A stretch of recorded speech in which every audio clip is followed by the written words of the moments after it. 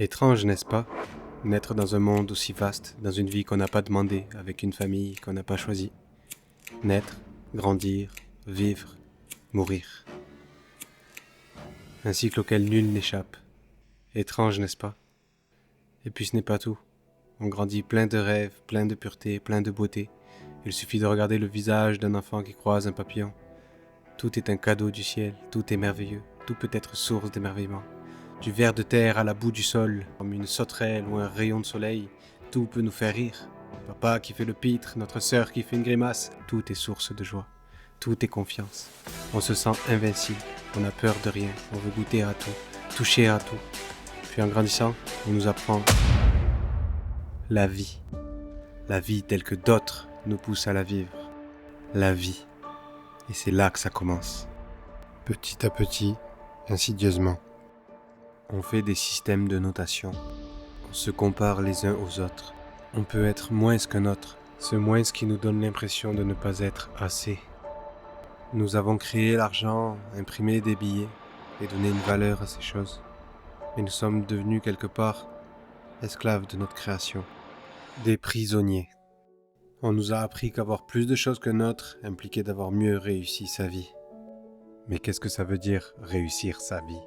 Est-ce que j'ai mieux réussi ma vie quand je meurs riche que quand je meurs pauvre, quand je meurs heureux que quand je meurs triste ? Est-ce qu'un mort ne reste pas un mort, qu'il ait été petit ou grand, femme ou homme, riche ou pauvre ? Quelle différence ? Quelque chose cloche. On nous apprend à faire aveuglément confiance à ceux qui nous disent quoi faire. Puis en grandissant, on découvre ce qui se dit sous la nappe, caché dans une parole que le vent porte, les mensonges, les manipulations, les quêtes de pouvoir, l'hypocrisie. Et plus on grandit, et moins on comprend le monde. On voit des choses qui se passent, qui nous dépassent. Des choses à se demander si nous ne sommes pas tous fous. Combien en arrivent à la conclusion que les animaux valent mieux que les humains ? Qu'on est mieux enfermé chez soi que dehors dans ce monde. À passer rapidement dans la rue, dans la peur de se faire harponner par un vendeur, un pervers, un voleur, un agresseur. Une peur croissante qui traverse nos générations et sème le doute parmi les humains. On ne se fait plus confiance, on ne se rencontre plus. La rue est devenue un trajet qui mène d'un point A à un point B. On a peur de rencontrer des inconnus bien trop souvent déçus par ce que les hommes font. Tout le monde nous veut quelque chose, notre argent, notre temps, notre corps. Plus rien ne semble vrai. On doute tellement de nos relations que nous trompons par peur d'être trompés, nous quittons par peur d'être quittés. Je nous ai vus tous, collectivement, capables du meilleur comme du pire, et choisissant souvent le pire. Nous trahir, nous mépriser, faisant semblant de nous aimer, faire semblant d'être sympa, dire ça va quand ça va pas, ou dire que ça va pas alors que ça va. Demander des choses alors qu'on en a déjà, ne pas oser demander alors qu'on en a besoin. Parler des autres dans leur dos et nous taire face à eux, nous croyant toujours mieux que les autres.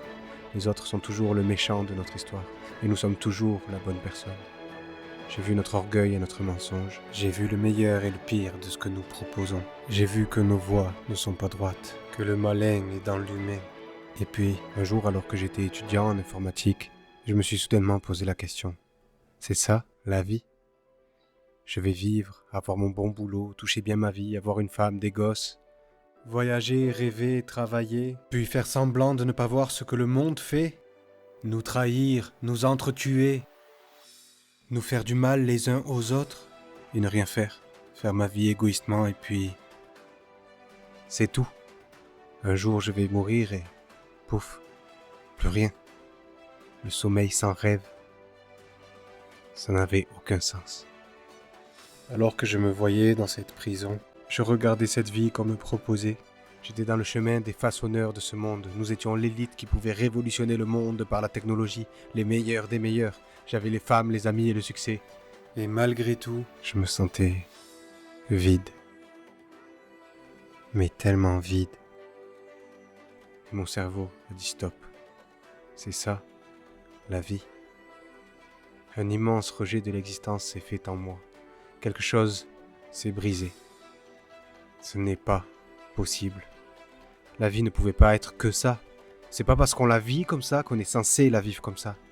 Pourquoi est-ce qu'on vit ? Pourquoi la vie ? Une évidence s'imposa en moi. La vie était faite pour l'amour. Sans amour, à quoi bon la vivre? Si je n'aime pas chaque instant de ce moment éphémère, si je n'aime pas de tout mon cœur ce que je vis, à quoi bon le vivre? Mais comment aimer ma vie? Je me sentais vide à l'intérieur.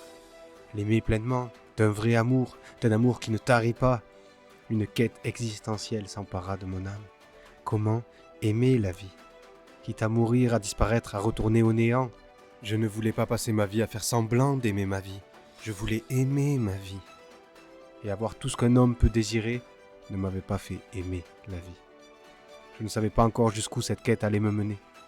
Mais je savais que je devais la poursuivre de tout mon cœur, de toute mon âme, avec toute ma force. Ce fut le début de ma quête du bonheur. Quête qui me mena vers des horizons nouveaux, jusqu'alors inexplorés pour mon âme. Et moi qui ne croyais en rien, je découvrais alors que tout ne pouvait pas tenir sur rien. Que ce bonheur que je cherchais, cet amour dont je rêvais, devait prendre racine dans la source elle-même. Il me fallait la trouver. Ce qui précède à la vie telle que nous la connaissons. Je l'appelais alors la lumière et j'en devinais l'éclat.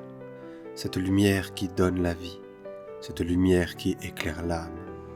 Il me fallait la saisir. Et je remarquai que plus je cherchais à la saisir, et plus elle m'échappait.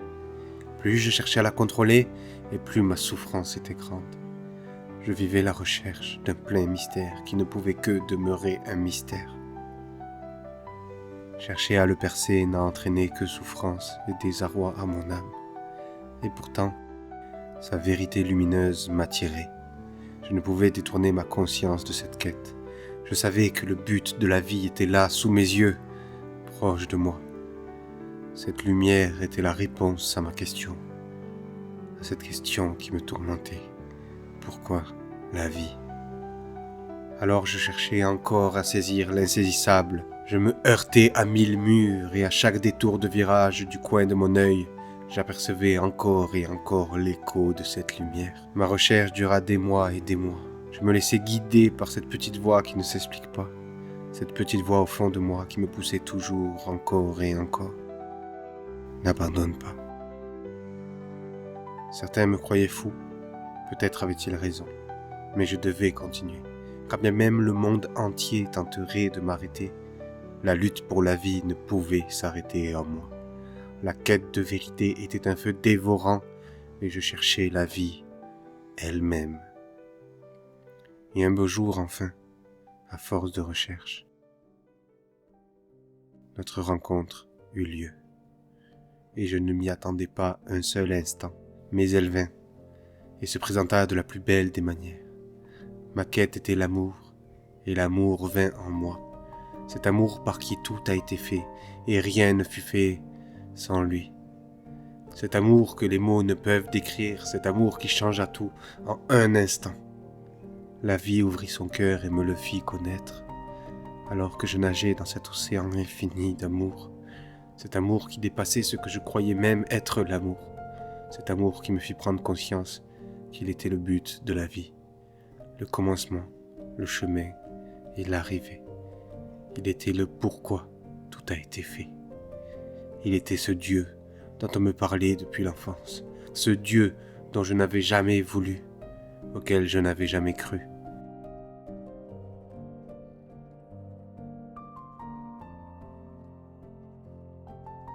Moi qui n'avais jamais cru, à présent je connaissais la vérité. Je sus aussi qu'il était irrémédiablement devenu le nouveau centre de ma vie. Il fallait que le monde sache combien il est aimé de lui. Il fallait que le monde sache qu'il est la source du bonheur. Qu'en lui se trouve la vérité, le chemin et la vie. Qu'il est l'amour. Et des années ont passé. Et jamais la flamme qui s'est allumée en moi ce jour-là ne s'est éteinte.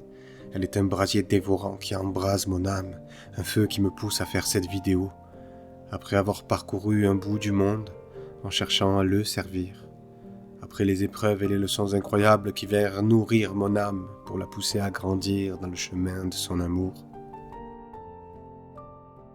Il est temps pour moi de vous partager tout l'amour qu'il nous veut et le moyen que nous avons pour y parvenir. Le moyen pour saisir l'insaisissable. C'est un chemin étroit que je vous présente. Et sachez que ce chemin sera long Semé d'embûches et d'épreuves, vous aurez envie de renoncer 1000 fois, comme j'ai eu envie de renoncer 1000 fois. Vous tomberez 1000 fois, comme je suis tombé 1000 fois. Et vous vous relèverez 1000 fois, comme je me suis relevé 1000 fois. Mais celui qui persévérera jusqu'au bout aura la vie en lui, goûtera ce qu'est le bonheur d'aimer sa vie, comme je goûte au bonheur d'aimer ma vie. Il faut savoir perdre sa vie pour la sauver, être petit pour trouver ce qu'être grand veut dire, avoir un brin de folie pour trouver la sagesse, se faire le serviteur pour être un roi.